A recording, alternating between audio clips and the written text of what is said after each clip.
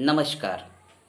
आज के इस वीडियो में मैं आप लोगों के साथ चर्चा करना चाहूँगा शिक्षण संग्रह मॉड्यूल के 5वें खंड के बारे में।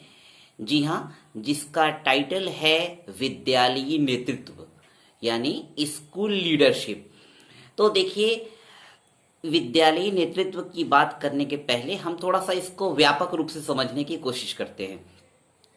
किसी भी संस्था की अगर हम बात करें, चाहे वो चिकित्सकीय संस्थान हो या विद्यालयी संस्थान हो या किसी भी प्रकार का व्यावसायिक संस्थान ही क्यों न हो, किसी भी टाइप का जो इंस्टीट्यूट होता है, इसका जब निर्माण किया जाता है तो इसके पीछे कुछ न कुछ उद्देश्य होते हैं, है ना।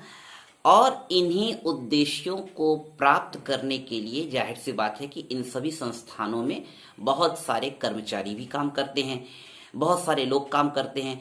तो किसी भी संस्थान में काम करने वाले सभी लोगों को एक साथ लेकर चलना, जिससे किसी निर्धारित लक्ष्य की, निर्धारित उद्देश्यों की प्राप्ति हो जाए, यही कहलाता है नेतृत्व यानी लीडरशिप। ठीक है। अब ये जो लीडरशिप होती है, इसके लिए इसका जो मुख्य उद्देश्य है वह है संस्थान द्वारा निर्धारित उद्देश्यों को प्राप्त करना और सकारात्मक ऊर्जा के साथ। अब चूंकि हम लोग विद्यालय से जुड़े हुए हैं तो हम लोग शैक्षिक संस्थानों की बात करेंगे। यहाँ पर विद्यालय स्तर पर जब हम नेतृत्व की बात करते हैं तो स्कूल लेवल पर जो लीडरशिप होती है वो स्कूल के प्रधानाध्यापक के द्वारा दर्शाई जाती है। ब्लॉक स्तर की बात करें तो ब्लॉक स्तर पे ब्लॉक एजुकेशन ऑफिसर यानी खंड शिक्षा अधिकारी महोदय के द्वारा दिखाई जाती है। और अगर हम जिले स्तर की बात करें तो यहाँ पर जो लीडरशिप होती है वह माननीय जिला बेसिक शिक्षा अधिकारी महोदय के द्वारा दर्शाई जाती है। अब ये अगर हम विद्यालय स्तर पर बात करें तो विद्यालय के जो निर्धारित लक्ष्य हैं उनको प्राप्त करने के लिए प्रधानाध्यापक अपने संस्थान में काम करने वाले सभी शिक्षकों को एक साथ लेकर एक टीम भावना के साथ, सकारात्मक ऊर्जा के साथ अगर उद्देश्यों को प्राप्त करने के लिए आगे बढ़ता है तो यह एक सफल नेतृत्व माना जाता है। इसी के साथ साथ एक प्रधानाध्यापक की भूमिका लीडर के रूप में बहुत ही महत्वपूर्ण हो जाती है, क्योंकि अगर यहाँ पर सफल नेतृत्व रहा तो यह कक्ष में अध्यापकों के प्रदर्शन और साथ ही साथ विद्यार्थियों की शैक्षिक संप्राप्ति, जिसे हम लर्निंग आउटकम कहते हैं, अधिगम संप्राप्ति, वह भी अच्छी तरह से प्रभावित होगी। तो इसके लिए आपको यह जानना जरूरी है कि जो विद्यालय के प्रधानाध्यापक हैं उनके अंदर एक नेतृत्वकर्ता के रूप में कुछ गुणों का होना बहुत ही जरूरी है। जैसे सबसे पहली बात तो यह है कि नेतृत्वकर्ता के रूप में आपका रुख लचीला होना चाहिए, आपकी सोच एकदम स्पष्ट होनी चाहिए। इसके साथ ही साथ विद्यालय में काम करने वाले सभी शिक्षकों के साथ आपका बर्ताव, आपका रवैया समानतापूर्ण हो। किसी के भी व्यक्तिगत प्रयासों की खुलकर सराहना करनी है। साथ ही साथ सभी सदस्यों को इस बात के लिए प्रेरित करना है कि हम सभी का लक्ष्य समान है। आपके विचार अलग अलग हो सकते हैं, उन लक्ष्यों तक पहुंचने के लिए आपकी योजनाएं भी थोड़ी अलग हो सकती हैं, लेकिन कुल मिलाकर उद्देश्य क्या है कि हमारे विद्यालयों में पढ़ने वाले जो बच्चे हैं उनकी शैक्षिक संप्राप्ति अधिकतम हो।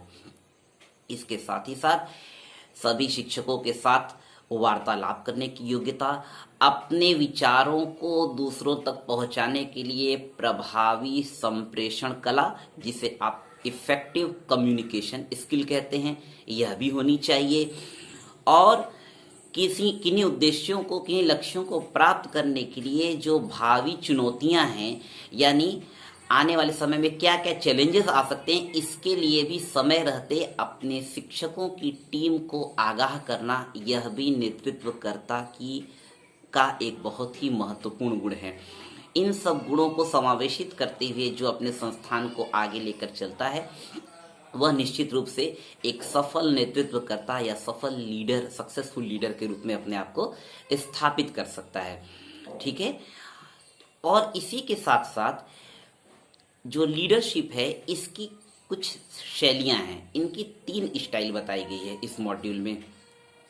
तो अगर हम तीनों स्टाइल के बारे में बात करें तो इसमें जो पहला तरीका बताया गया है, लीडरशिप की जो पहली स्टाइल बताई गई है उसका नाम है सत्ताधारी या निरंकुश शैली।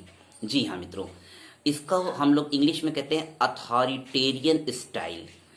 इसमें क्या होता है कि इसमें जो नेतृत्व करता है, जो नेता है, वह उसी की बात टीम के सभी सदस्यों को माननी पड़ती है और वह जो भी उद्देश्य निर्धारित कर देगा, जो भी तरीका, जो भी गतिविधि निर्धारित करेगा, उसी के अनुसार टीम के सभी लोगों को चलना है और केवल उसी के विचारों को प्रधानता दी जाएगी। इस स्टाइल की यानी सत्ताधारी नेतृत्व की एक खासियत तो है कि इसमें टीम में अनुशासन बना रहता है, लेकिन सबसे बड़ी कमी क्या है कि इसमें इस स्टाइल से जब कोई संस्था आगे बढ़ती है तो इसमें काम करने वाले टीम के अन्य लोग अपने आप को बंधा हुआ महसूस करते हैं।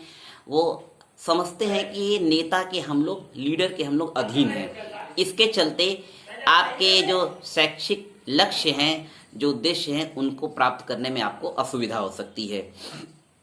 दूसरी स्टाइल की अगर हम बात करें तो इसका नाम है जनतंत्रीय या लोकतंत्रीय या सहयोगी शैली। इसको हम लोग इंग्लिश में कहते हैं डेमोक्रेटिक स्टाइल। आप नाम से ही समझ गए होंगे, डेमोक्रेसी में जिस तरीके से लोगों के मत को, लोगों के विचार को प्रधानता दी जाती है, उसी तरीके से जब कोई नेतृत्व करता डेमोक्रेटिक स्टाइल को अपनाता है तो उसमें टीम के सभी सदस्यों को अपनी अपनी बातें कहने, अपने विचार को रखने और उसके बाद सभी लोगों को विचारों को सुनते हुए एक सामूहिक लक्ष्यों को बनाया जाता है, सामूहिक तरीके का निर्माण किया जाता है कि भाई इस तरीके से अगर हम लोग प्रोसीड करेंगे तो निर्धारित लक्ष्यों को हम लोग जरूर से प्राप्त कर लेंगे। इस विधि की, इस स्टाइल की सबसे बड़ी खासियत यह है कि सभी सदस्य अपने आप को सम्मानित, गौरवान्वित महसूस करते हैं, सकारात्मक ऊर्जा से भरा हुआ महसूस करते हैं और वो सब पूरी टीम भावना के साथ काम करते हैं। यह इस स्टाइल की एक खासियत है। ठीक है मित्रों, तो तीसरी जो शैली है इसका नाम है अनहस्तक्षेपी या स्वतंत्र शैली। इसको हम लोग इंग्लिश में बोलते हैं laces fair. Laces fair style में क्या होता है कि इसमें जो टीम के सदस्य काम करते रहते हैं, इसमें जो लीडर होता है, जो नेतृत्व करता होता है, वह किसी भी प्रकार का हस्तक्षेप नहीं करता है।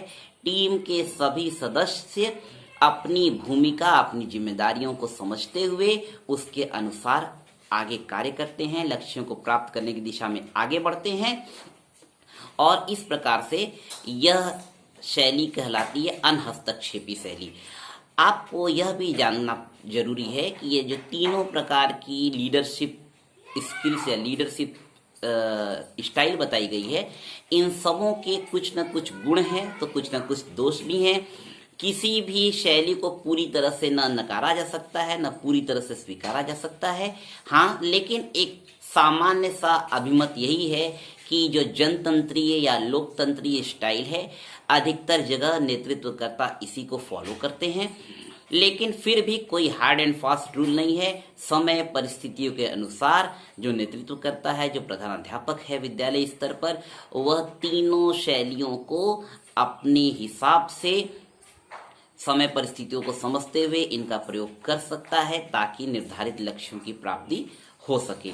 तो इस प्रकार से आज के इस वीडियो में आपने देखा कि आप उस नेतृत्वकर्ता के रूप में आपके अंदर कौन कौन से गुण होने चाहिए और कौन कौन सी शैलियां हैं।